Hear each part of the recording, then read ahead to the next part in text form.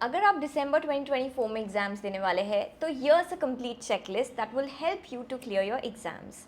चलिए शुरुआत करते हैं। हाय, मेरा नाम CS पार्श्वी पारेख है और मैं आज आपको चेकलिस्ट के बारे में बताने वाली हूँ कि हर एक छोटी चीज़ जो आपको काम आएगी दिसंबर 24 एग्जाम्स के लिए। सबसे पहली है ICSI की स्टडी मटेरियल और फैकल्टी की नोट्स। जहाँ पे भी आपने वीडियो लेक्चर्स ज्वाइन किए हैं या क्लासेस आपने ज्वाइन की है, दोनों भी केसेस में जो फैकल्टी की नोट्स आपको मिलती है that is going to be your base. तो मेक इट अ पॉइंट कि आप उसको अच्छे से रखिए, उसमें अच्छे से चीज़ें मार्क करिए, अंडरलाइन कीजिए, जो इंपॉर्टेंट चीज़ें वो देखिए।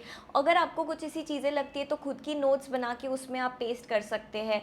यस, और जब आपका लेक्चर देखना हो जाता है, एक बार खुद के फैकल्टी के नोट्स से पढ़ना हो जाता है, तो आपको एक बार ICSI का स्टडी मटेरियल सिर्फ एक बार गो थ्रू तो करना ही करना चाहिए। इससे क्या होगा कि कोई अगर इम्पोर्टेंट चीज़ें हैं जो रह गई होगी वो आप उसमें से कवर अप कर पाओगे, लेकिन वो तभी करना है, स्टडी मटेरियल तभी यूज़ करना है जब एटलीस्ट 2 बार तो भी आपका रीडिंग रिविजन हो चुका है। ऑल राइट, अब हम बात करते हैं सिलेबस कवरेज की।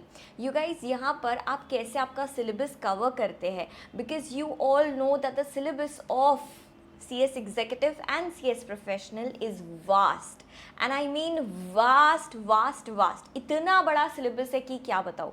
तो किस तरीके से आप आपका सिलेबस को कवर करने वाले हैं, पहले आप कौन से चैप्टर्स करने वाले हैं, उसके बाद कौन से चैप्टर्स करेंगे, उसके बाद कौन से चैप्टर्स करने वाले, ये आपको देखते जाना पड़ेगा जैसे जैसे आपकी क्लासेस होती है हर एक चैप्टर के ऊपर कि किसका कितना वेटेज है, और उसके अकॉर्डिंग सिलेबस कवरेज आपको देखना चाहिए।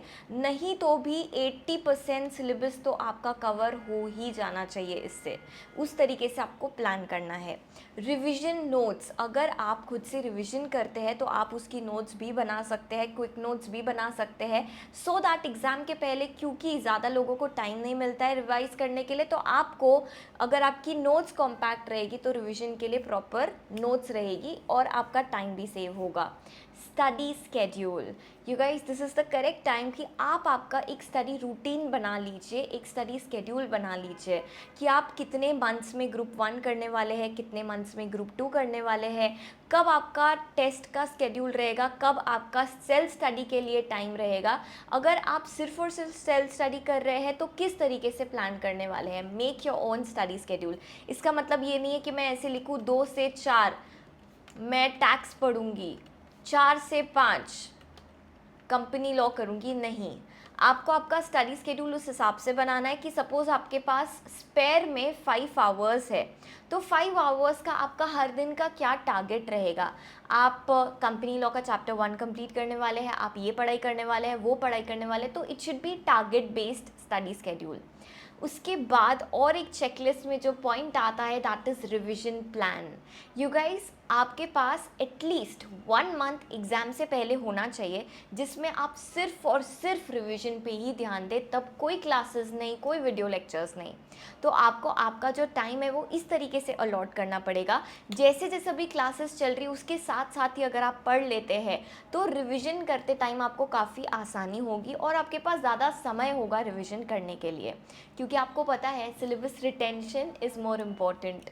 उसके बाद आता है अमेंडमेंट्स। वैसे दिसंबर 24 एग्ज़ाम्स के लिए अभी से अमेंडमेंट्स आए नहीं होंगे और 1-2 महीने बाद सारे के सारे अमेंडमेंट्स आ जाएंगे। इंस्टीट्यूट अपने वेबसाइट के ऊपर सारी सप्लीमेंट्स भी निकालती है, उसका लिंक मैं आपको डिस्क्रिप्शन बॉक्स में दे दूँगी।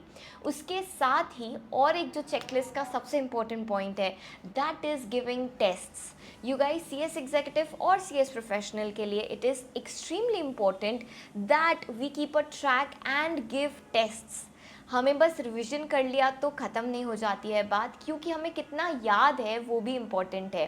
तो हम क्या कर सकते हैं, जब हमारे 3-4 चैप्टर्स कंप्लीट हो जाते हैं तो हम वो वाले क्वेश्चंस को सॉल्व करके देख सकते हैं जो वो चैप्टर से रिलेटेड हो, और इससे हमारी राइटिंग प्रैक्टिस भी होगी और साथ ही हमें पता चलेगा कि कौन से लेवल तक हमारी प्रिपरेशन हो चुकी है। तो प्लीज़, ज़्यादातर स्टूडेंट्स ये गलती करते हैं कि टेस्ट्स ही नहीं देते हैं। मेक इट अ पॉइंट कि आपके चेकलिस्ट में टेस्ट्स वाला पॉइंट तो हो ही हो कि आपने ये चैप्टर का टेस्ट दिया है या नहीं दिया है।